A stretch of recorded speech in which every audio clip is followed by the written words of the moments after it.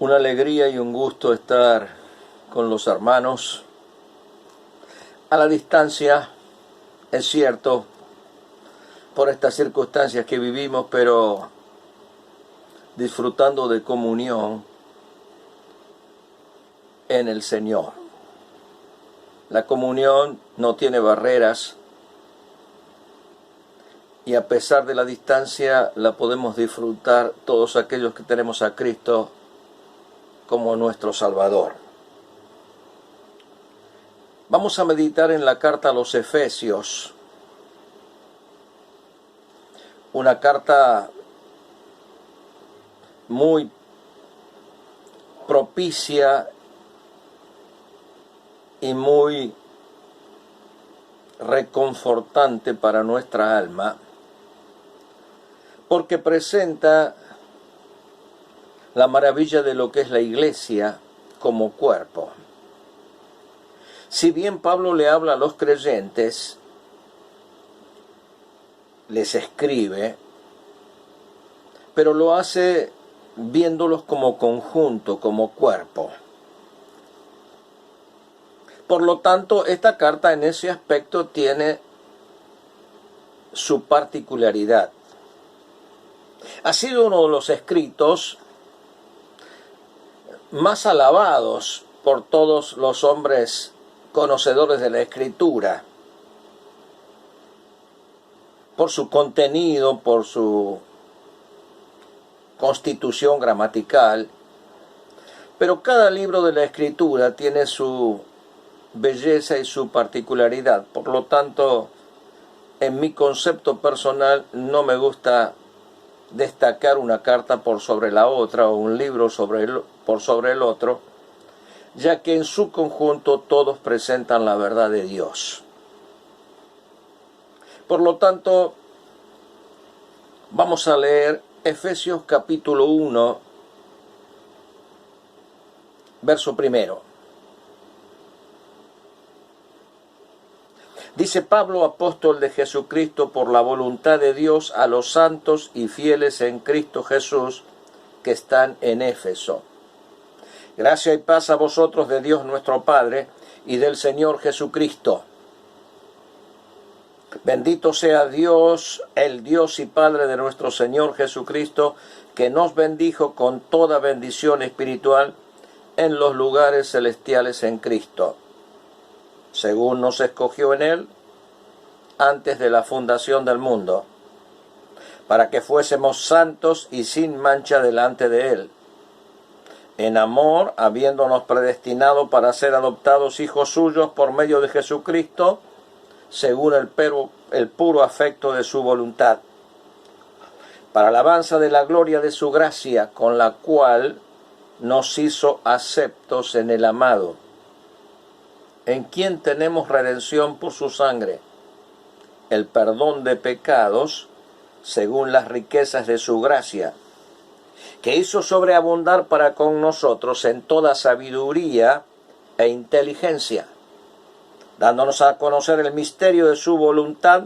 según su beneplácito, el cual se había propuesto en sí mismo de reunir todas las cosas en Cristo Jesús, en la dispensación del cumplimiento de los tiempos, así las que están en los cielos como las que están en la tierra. En Él, asimismo, tuvimos herencia, habiendo sido predestinados conforme al propósito del que hace todas las cosas, según el designio de su voluntad, a fin de que seamos para alabanza de su gloria, nosotros los que primeramente esperamos en Cristo. En Él, también vosotros, habiendo oído la palabra de verdad del Evangelio de vuestra salvación, y habiendo creído en Él, fuisteis sellados con el Espíritu Santo de la promesa, que es las arras de nuestra herencia, hasta la redención de la posesión adquirida para alabanza de su gloria. Nos detenemos por un momento aquí en la lectura de la palabra del Señor. Nosotros tendremos, según nos han solicitado los hermanos, un tiempo para cada capítulo. Si bien es cierto, debe saber todo estudiante de la Escritura que Pablo la carta le escribió de corrido. no la escribió ni por capítulos ni por versículos. De allí que nosotros no estamos limitados a que los párrafos sean acorde a los capítulos. ¿Qué es un párrafo? Un conjunto de oraciones sobre un mismo tema. Por lo tanto, puede haber varios párrafos en un capítulo, o alguno de los párrafos pueden estar entre capítulo y capítulo. Pero nos han sugerido que por lo menos tuviéramos un determinado tiempo, por las circunstancias, 15 minutos por capítulo. Ya que tenemos 6 capítulos, ustedes se imaginarán que no podremos ser demasiados explícitos, tampoco tenemos mucha capacidad para hacerlo. En 90 minutos considerar una carta de semejante enseñanza como la que tenemos en Efesios. No obstante, el propósito no es esencialmente solo estudiar la Biblia. El propósito es ayudarnos mutuamente a cómo se estudia la Biblia. De ahí que si cada creyente o cada alumno, según sea el caso, aprende a estudiar la Biblia, de allí en adelante puede continuar de manera personal. Nadie puede estudiar la escritura o un libro, como en este caso, en 90 minutos, ni en 2 horas, ni en 3 horas, pero sí cada uno lo puede hacer si aprende a estudiar. De ahí que tal vez nos pueda ayudar y destinar esta primera clase a lo mejor un tiempo a ver si podríamos, de la manera más sencilla, encontrar un método, una forma que nos ayude a que podamos ir personalmente o familiarmente estudiando la Escritura. Yo creo que por lo menos hay 4 pasos importantes que nos pueden ayudar a guiarnos en el estudio. Eso no quiere decir que usted los tome, los copie. Si le sirve bien, si usted tiene otro método, adelante. El asunto es que no nos limitemos a escuchar o en algunos casos a copiar.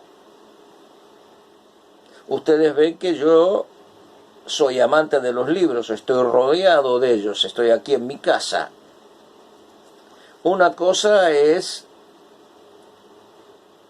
poder ser enseñado por hombres de Dios que nos capacitan, otra cosa es copiarlos. Copiar no es estudiar. De ahí que sugiero que por lo menos podamos tener 4 pasos de los más sencillos que nos puedan ayudar. Primer paso, todo estudiante debe tener familiaridad con el escrito. ¿Qué es la familiaridad? Conocerlo. Nosotros conocemos a los familiares, conocemos a mucha gente más, pero no tenemos familiaridad con todos. Con algunos tenemos familiaridad. Y en el ámbito interno de un hogar hay mayor familiaridad. Por eso es importante que todo estudiante de la Escritura, al estudiar un escrito, tenga familiaridad con el escrito. Pase tiempo. Se dice que nadie puede entender un escrito si no lo lee de manera clara y detenida por lo menos 15 veces. De ahí que le sugiero, usted léalo. Claro, hay distintos tipos de lectura. la lectura de entretenimiento, la lectura de información, la lectura de investigación. Cuando estamos leyendo, la idea es poder concentrarnos en una lectura lenta e ir captando la idea de lo que se nos quiere transmitir. No hay que olvidar jamás que todo creyente tiene un maestro adentro. El Espíritu Santo, nadie como Él. Ahora, el Espíritu siempre nos va a guiar a través de la Escritura, familiaridad con el escrito.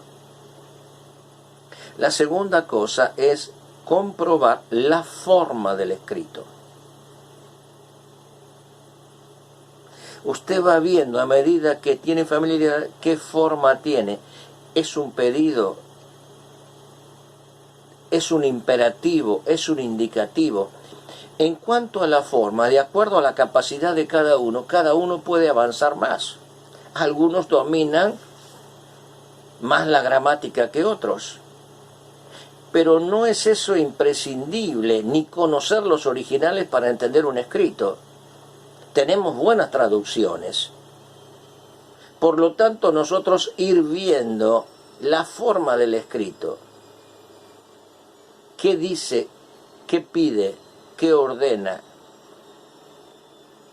De ahí que nos puede ayudar, a medida que uno lo va estudiando y a medida que lo va meditando, ir marcando algunos temas y algunas divisiones. Es importante que cada alumno pueda hacer su propio bosquejo.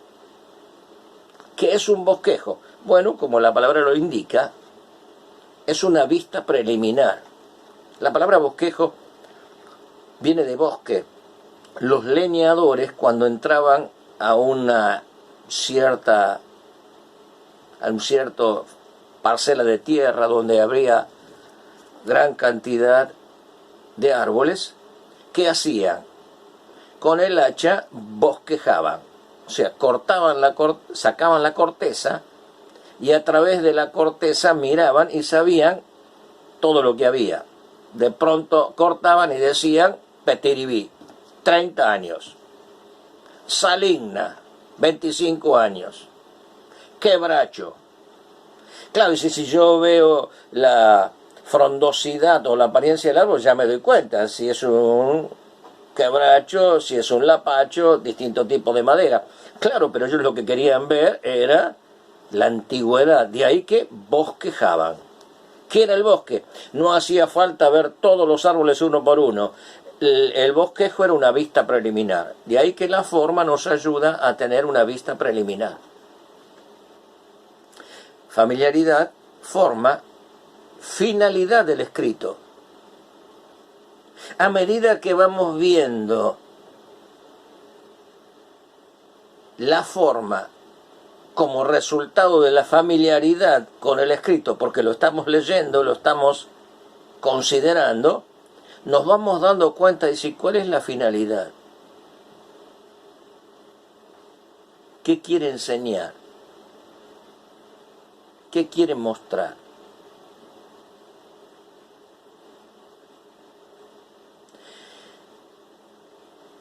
Cuando entendemos la finalidad del escrito, y eso por un proceso personal, individual, esa enseñanza se va arraigando a nuestra vida.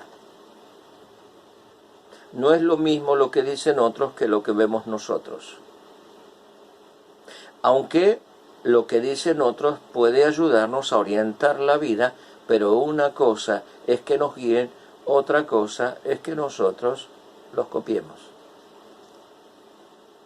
Cuarto punto, fidelidad al escrito. Uno puede saber lo que contiene por la familiaridad, puede saber la forma y la finalidad, pero finalmente Dios va a bendecir y va a guiar a todo aquel, no que quiera saber, sino que esté dispuesto a ser obediente a lo que Dios dice en su palabra. De ahí que la fidelidad al escrito es de singular importancia en el estudio. porque ahí es donde el Espíritu Santo ilumina el entendimiento para comprender la verdad de Dios. Ya estamos casi en el tiempo y no hemos considerado el primer capítulo, pero nos puede ayudar tener una vista preliminar, un bosquejo de esta carta tan maravillosa. Capítulo 1. Nuestra posición en Cristo. Capítulo 2. Nuestro privilegio en Cristo.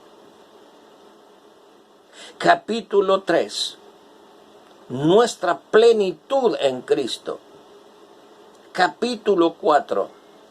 Ya viene la parte práctica. Capítulo 1, 2 y 3 es la enseñanza, diríamos nosotros, doctrinal. Toda doctrina se ve en la práctica. Por lo tanto, capítulo 4, nuestra prioridad en Cristo. ¿Qué es lo que tenemos que hacer primero en Cristo? Capítulo 5, nuestra pureza en Cristo. Capítulo 6, nuestra protección en Cristo. Habrán notado que en el bosquejo marcamos algunos puntos, pero todos unidos en Cristo.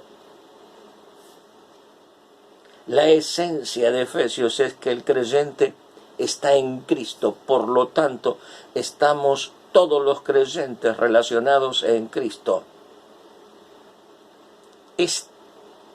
Esta maravillosa creación de Dios, la Iglesia, es la nueva humanidad, donde se borraron todas diferencias. No hay judío ni gentil, no hay inteligente ni ignorante, aunque hay más inteligentes que otros. En cuanto para estar en Cristo, esas cosas no hacen diferencia. No hay hombre ni mujer, no hay diferencia de género, que las hay en la realidad, claro, pero en la Iglesia ninguno tiene más beneficio que otros. Todos estamos en un plano de igualdad, porque es la nueva humanidad que Dios salvó en la obra de Jesucristo. Tendremos que adelantar un poco más en las otras clases para ir viendo un poco el detalle, pero tal vez esta introducción nos pueda ayudar para que juntos podamos aprender o continuar estudiando la Biblia.